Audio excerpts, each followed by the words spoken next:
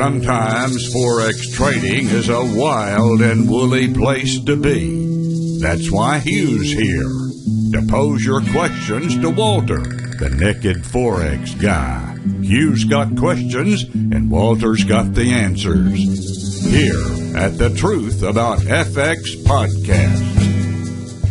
Hey, Walter, this is kind of an old question, but I know it comes up once in a while. Is it worth buying Iraqi dinars? Yeah, this is an interesting one.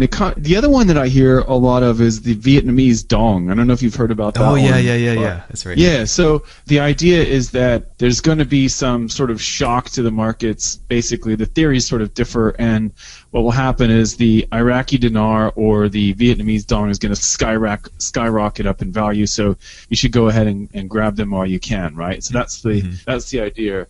I stay away. To me, that's more of a fundamental analysis sort of thing, and I understand the thinking behind this, but there's also a lot of just rumors and stuff. I know a guy who bought a bunch of stock, and we all know probably people who bought stock on a rumor that the stock was, the penny stock was going to triple or 10 times or 20 times, and that didn't work out well for him. So these sorts of things, his stock went from 11 cents to 1.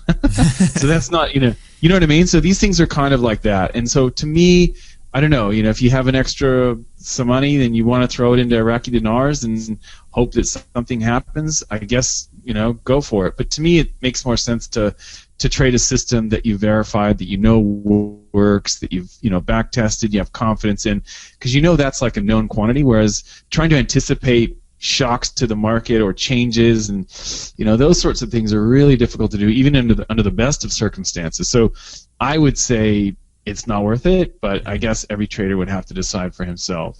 Yeah. Well, at least when I first heard about them, the theory was that they were going to get new Iraqi dinars, and then one dinar is going to be worth $1, and it's going to go to parity, and if you bought 1 million, then you'd be a millionaire or whatever. But yeah, I agree with that. I think it's just too much of a risk, and I think the only people really making money with that are the brokers and the banks who are doing the transaction.